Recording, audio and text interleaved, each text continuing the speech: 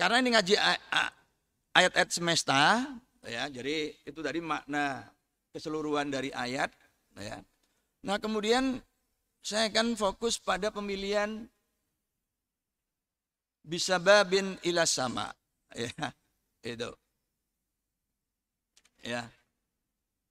Jadi tali ke langit, betul, penghubung ke langit, begitu, ya. Al-Quran ini sangat menarik, pilihan redaksinya, ya. Tentu kemudian kita bisa bertanya, kenapa tidak dari awal Al-Quran ini menggunakan ila sakfi, gitu ya, bisababin ila sakfi. Jadi kalau seperti itu kan jelas, sehingga kemudian tidak memerlukan penafsiran macam-macam, begitu ya, karena sudah digunakan kata langit-langit, begitu. Tapi di sini digunakan ila sama, bisababin ila sama. Meskipun kemudian mufasir berbeda, ya, dalam memahami asamaknya itu tadi. Yang pertama adalah as-sakfu, ya, langit-langit. Yang kedua memang langit yang biasa kita lihat, begitu, ya. Jadi juga ada yang memanai langit itu ya langit, begitu, ya, bukan langit-langit, begitu. Nah, bagaimana membentangkan tali ke langit? Memang Al-Quran ini penuh dengan ungkapan-ungkapan yang kalau kita mau mikir serius, kita nggak nyanda, ya. Ayat yang paling populer, sering saya katakan, seandainya ada satu ayat yang boleh nggak kita percaya, maka surat An-Naml ayat 88 itu nggak akan kita percaya. Karena ayat itu mengatakan begini, watarol jibala tahsamuha jamidatan wahiyya tamurru marrosahab. Gitu. Artinya begini, watarol jibal, awakmu ndelok gunung-gunung itu, jibal itu jamak. Jadi kamu ndelok gunung-gunung itu, tahsamuha jamidatan, mbok kira gunung itu menang. Begitu ya. Loh, nggak usah kita memang nggak mengira, kita memastikan gunung itu menang kan gitu nggih. Siapa ya di kita yang kemudian merasa gunung itu melaku, kan gak ono. Ya, saya dari Jember, di daerah saya ada Gunung Argopuro, ya, Gunung Raung gitu ya, deket-deket gitu. Ya gunung itu ya di situ. Sejak ayah saya, sejak mbah saya, buyut saya, buyutnya buru saya, gunung itu ya di situ. Ya kita katakan gunung itu menang gitu. Tapi Quran wahya tamurru kata, enggak. Dia itu melaku, gunung itu melaku. Marosahab, seperti melakune awan gitu. Ini kan sulit kita pahami. Seandainya yang ngomong itu menungso, gunung itu melaku. Mungkin kita akan menduga wong itu baru ngombe, mabuk. Sehingga kemudian gunungnya ketok melaku. Ya. Jadi perlu disadarkan dulu. Nah, begitu. Ya, jadi nggak nyambung. Pikiran kita nggak nyantol. Kok Quran iso nih ngomong kok ngono. Iya, tapi karena Quran yang ngomong, wes sementara percaya sih ae wis. Paham nggak paham percaya. Pengen paham ngaji. Takon ke yang ahli. Takon sing neng memahami itu begitu. Nah, demikian juga dengan ayat ini. Diminta kita gantung tali ke langit. Ya apa katen ke langit itu ya apa carane? Begitu kan? Gitu ya. Nah, jadi nggak langsung bisa nyanda begitu ya. Tapi bukan berarti kemudian kita harus nolak ini tentunya. Sebab kalau nolak, penolakannya membuat kita tergelincir pada kekufuran tentu begitu ya. Jadi udah kita percaya dulu, membentangkan tali ke langit bermaknai itu tadi as-sakfu atau memang langit yang biasa kita lihat gitu ya. Nah ini tali yang katakanlah untuk ngukur ya, kalau kita punya tali panjang sekian kemudian kita ngukur panjang lebar area begitu ya, seperti di gambar ini gitu ya, ini ngukur. Nah itu Nah ini juga begitu. Kalau terlalu panjang ya kita bisa melibatkan atau minta tolong orang lain ya untuk mengukur begitu. Ya, menggunakan tali yang sudah kita ketahui panjangnya misalkan ya. Nah ini. Nah, tapi kemudian pertanyaannya adalah bagaimana kalau kita mengukur objek-objek langit, benda-benda langit yang para ilmuwan itu menyebutkan ya misalkan jarak bumi bulan itu 385.000 kilometer. Tentu kemudian pertanyaannya sapa wong sing wis merono ngolor-ngolor rafia gitu ya. Rafia sepanjang 385.000 kilometer dari bumi ke bulan sana. Sapa gitu kan gitu ya. Kalau kita pahami mengukur itu hanya dengan tali. Begitu ya. Apalagi kemudian jarak bumi matahari. Yang ilmuwan menyebutkan jarak rata-ratanya itu adalah 149.600.000 kilometer. Ya apa? Mengolor rafianya itu. Diadai apa? Untuk sampai ke sana itu kan ya. Nah itu. Dan sebenarnya nggak usah jauh-jauh. Kalau disebutkan bahwa jarak Surabaya atau Jakarta Madinah ya berapa itu 8.000 atau 9.000 gimana ngukurnya kan gitu nggak usah jauh-jauh ke objek langit begitu. Misalkan jarak Jakarta Madinah itu gimana ngukurnya kan gitu. Banyak cara tergantung perkiraan jarak objeknya. Tapi yang paling dekat ya, itu dengan menggunakan cahaya, sinyal cahaya. Ya. Nah untuk itu kita kenali dulu sifat cahaya. Ya, misalkan sentolop atau senter. Jadi ada sentolop yang tergantung bagian depannya kalau nyebar maka nanti cahayanya akan menyebar. Tapi kalau misalnya ini lurus maka ini seperti sokle ya yang dipancarkan dari tempat tertentu dari alun-alun dulu kemudian puter gini maka cahaya itu tetap kecil ya sampai pada puluhan kilo ya di kampung-kampung kita. Saya ingat dulu di kampung halaman saya tuh dari alun-alun tapi itu yang kemudian luar biasa lampunya bisa sampai 10-20 kilo di desa saya di Ambulu sana gitu ya. Ini cokle begitu. Nah, jadi mengukur jarak itu dengan radar begitu ya. Jadi seperti di gambar ini, jadi dipancarkan dan kemudian pantulannya itu diterima kembali.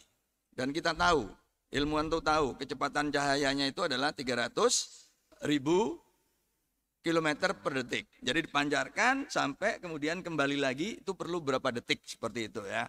Nah ini digunakan ya untuk ini dari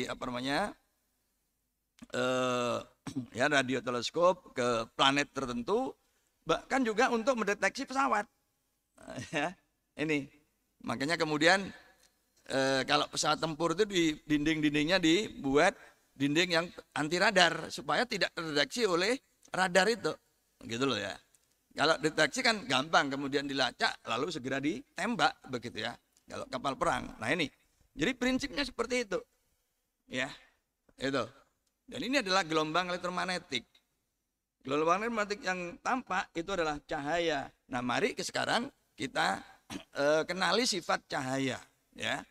Jadi sifat cahaya tadi itu begitu kalau kita punya sentolop ya kita arahkan ke titik tertentu itu akan nyampe. Jadi lintasannya itu lurus begitu ya. Nah, tetapi ternyata begini jamaah ya. Pada gerhana matahari total ya, gerhana matahari total. Jadi gerhana matahari itu terjadi ya kalau posisi bulan berada di antara bumi dan matahari ya. Makanya gerhana matahari itu selalu di awal bulan Komariah ya, karena posisinya itu di bulan di antara bumi dan matahari gitu ya. Jadi posisi bulan mati atau ijtima atau konjungsi begitu ya. Itu. Jadi kalau gerhana matahari berlangsung, maka ya, daerah yang dilalui itu akan gelap. Seperti halnya malam, meskipun sebenarnya pada waktu itu siang, begitu. Ya. Nah, karena gelap, maka otomatis meskipun tidak terlalu lama, objek-objek langit yang semula itu tidak kelihatan, itu menjadi kelihatan, begitu ya. Nah itu. Nah yang menarik, pada gerhana matahari total 29 Mei 1919 ya. Ini gerhana matahari total yang bersejarah. Karena ini melibatkan astronom Anderson, ya, astronom papan atas begitu. Dan ini memang punya misi khusus, yaitu membuktikan teorinya Einstein. Ya, teorinya Einstein tentang kelengkungan ruang waktu, ceritanya itu begitu. Jadi Einstein itu membuat teori, ya, persamaan medan Einstein yang salah satu prediksinya itu adalah bahwa ruang di sekitar matahari itu melengkung begitu. Ya. Nah ini kan konsep abstrak. Bagaimana membuktikannya? Nah membuktikannya adalah kemudian ilmuwan berpikir, ya apa ya supaya cahaya itu lewat dekat matahari begitu. Ya. Yaitu momennya adalah gerhana matahari total 29 Mei 1919 begitu ya. Nah, begini ceritanya itu. Jadi seperti di gambar ini. Jadi misalkan ini kita ngelihat ke timur sana matahari ya. Nah, di belakang matahari itu ada bintang. Begitu. Jadi di belakang matahari ini di gambar ini ada bintang begitu. Nah, kalau cahayanya itu lurus ya, maka seperti gambar ini. Nah, gambar ini ya. Maka itu cahayanya akan terhalang oleh matahari. Dan karena itu bintang itu tidak kelihatan. Begitu. Nah, seandainya konsep Einstein itu benar, maka meskipun bintang itu terhalang oleh matahari, karena ruangannya itu melengkung, maka cahaya itu akan belok, begitu. Ya. Cahaya itu akan belok. Dan momen itu didapatkan, yaitu pada 29 Mei 1919. Makanya kemudian Anderson ya pergi ke Hawaii, sebagian astronom lagi ke Afrika. Karena memang di sanalah yang dilewati oleh gerhana matahari total. Itu persis seperti gerhana matahari total 2016. Kami tim dari ITS itu ke Ternate. Ya, kemudian di sana ketemu para astronom dari Panasonic, dari NASA, begitu ya. Karena daerah itulah yang dilalui oleh gerhana matahari total. Sedangkan yang di sini, yang di Kenjeran, ya kita juga ada kirim mahasiswa kita ke Kenjeran, itu hanya parsial. Ya, jadi tidak semua daerah di muka bumi itu kena dilalui oleh kalau itu gerhana matahari total ya total, enggak selalu begitu itu. Nah, daerah yang kena. Nah, ternyata meskipun bintang itu di belakangnya matahari, ternyata bintang itu terlihat pada waktu itu, ya, terlihat. Nah, itu artinya kalau begitu ya benar bahwa lengkungan di sekitar matahari itu ada, ya, sehingga kemudian lintasan bintang cahayanya itu melengkung, gitu. Tapi kemudian pertanyaannya, apakah benar bintang itu di bawah, tidak di atas? Itu dicek 6 bulan kemudian ketika posisi matahari, posisi bumi itu berada di posisi kebalikannya, ya, itu. Lalu dilihat pada waktu malam. Nah, apakah memang bintang itu ada? Dan memang bintang itu ada. Jadi seperti itu, ya. Nah, jadi pengukuran objek di langit itu tidak dengan tali tapi dengan cahaya, begitu ya. Dan ini menghasilkan pemahaman bahwa ternyata ruangan di jagat raya kita itu tidak selalu flat, tidak selalu lurus, tetapi ada bagian-bagian tertentu yang lengkung, ya ini. Jadi ini tadi terkait dengan gerhana matahari, ya. Jadi sekali lagi tidak semua wilayah di bumi itu kena efek dari gerhana.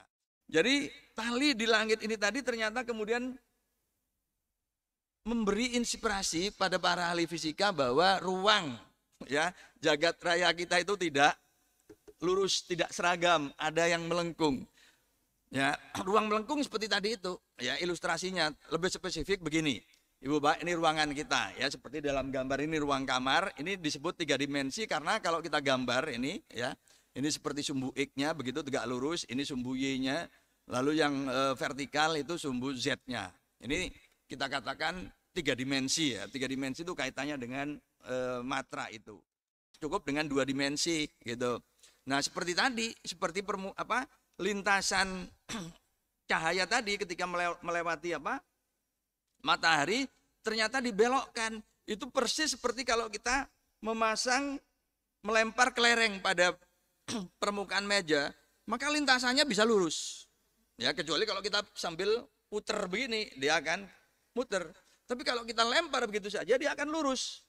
Makanya kalau kita main neker, ya kita incer dulu gitu, ya untuk supaya persis lalu kena begitu. Ya, kita ingat masa kecil kita, kan kelerengnya kan tidak muter-muter, ya, kecuali memang kita lempar sambil diputar gitu.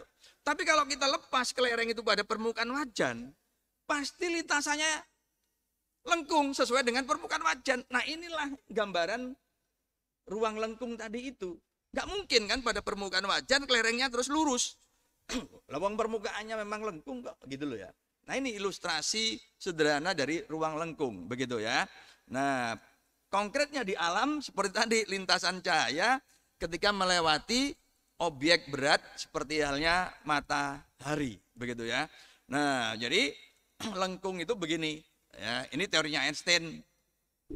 Jadi kalau kita punya misalkan permukaan tipis, ya, karet, lalu kita beri 2 bola pingpong yang ringan, maka ya udah, ya.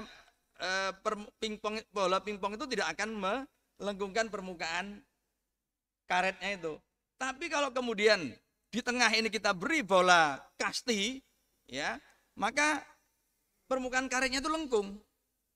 Nah, kalau melengkung, maka bola pingpong yang merah itu akan menggelinding. Nah, menggelinding itu mendekat. Mendekat itu berarti ditarik, ya.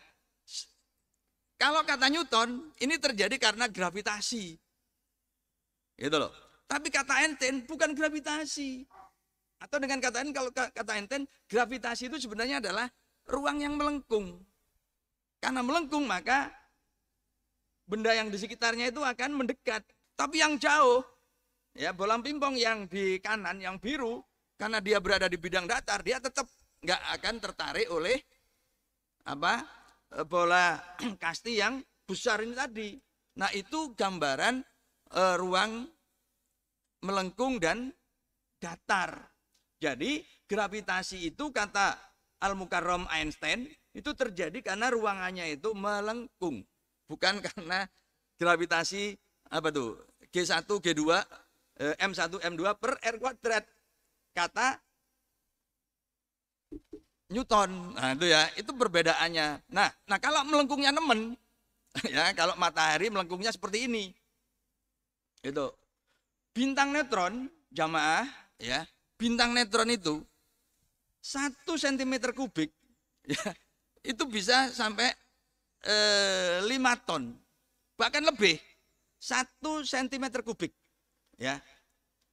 Jadi kalau misalkan dulu pada zaman Rasulullah ketika masih belum jadi nabi kan memindahkan pada waktu itu Hajar Aswad ya, yang kemudian berselisih lalu mengumpulkan para wakil dari suku-suku lalu dibeber sorban untuk kemudian mengangkat bersama-sama supaya adil.